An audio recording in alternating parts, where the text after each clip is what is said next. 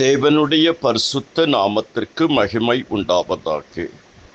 கிறிஸ்துவுக்குள் அன்பார்ந்த சகோதர சகோதரிகளே, ஆண்டவரும் அருமை இரட்சகருமான இயேசு கிறிஸ்துவின் இனிய நாமத்தில் உங்கள் அனைவருக்கும் எனது அன்பின் காலை வணக்கங்கள். கர்த்தருடைய கிருபையினாலும் இரக்கத்தினாலும் தயவினாலும் நம்முடைய வாழ்நாளிலே இன்னும் ஒரு புனித வெள்ளி நாளை காண கர்த்தர் நமக்கு கிருபை செய்திருக்கிறார். இந்த நாளிலே கர்த்தருடைய வார்த்தை, சிலுவையில் பூத்த 7 ஆவிக்குரிய மலர்கள். இயேசு கிறிஸ்து கல்வாரி சிலுவையிலே தான் கடைசியாக சொன்ன 7 ஆவிக்குரிய வார்த்தைகள். முதலாவது வார்த்தை மன்னிப்பு. லூக்கா 23:34. பிதாவே, இவர்களுக்கு மன்னியும், தாங்கள் செய்கிறது இன்னதென்று அறியாதிருக்கிறார்களே என்றார்கள். அவருடைய வஸ்திரங்களை அவர்கள் பங்கிட்டு சீட்டு போட்டார்கள். இரண்டாவது வார்த்தை ரட்சிப்பு. லூக்கா 23:43.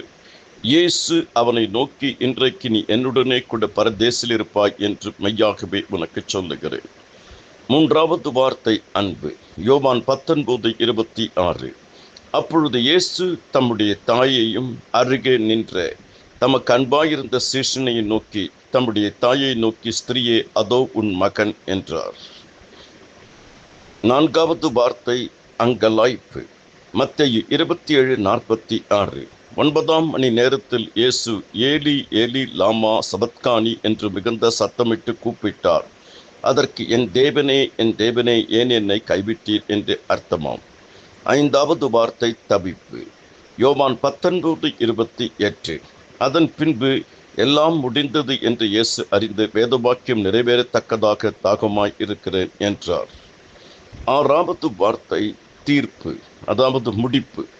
யோவான் 19:30. இயேசு காடியை வாங்கின பின்பு முடிந்தது என்று சொல்லி தலையை சாய்த்து ஆவியை ஒப்புக் கொடுத்தார். ஏழாவது வார்த்தை ஒப்படைப்பு. லூக்கா 23:46. இயேசு, பிதாவே, உம்முடைய கைகளில் என் ஆவியை ஒப்புவிக்கிறேன் என்று மகா சத்தமாய் கூப்பிட்டு சொன்னார். இப்படி சொல்லி ஜீவனை விட்டார். கர்த்தராகிய இயேசு கிறிஸ்துவுடைய கிருபையும் தேவனுடைய அன்பும் பரிசுத்தாவின் ஐக்கியமும் உங்கள் அனைவரோடு கூட இருப்பதாக. ஆமேன். கர்த்தர் தாமே உங்கள் ஒவ்வொருவரையும் அபரிமிதமாக ஆசீர்வதிப்பாராக. ஆமேன்.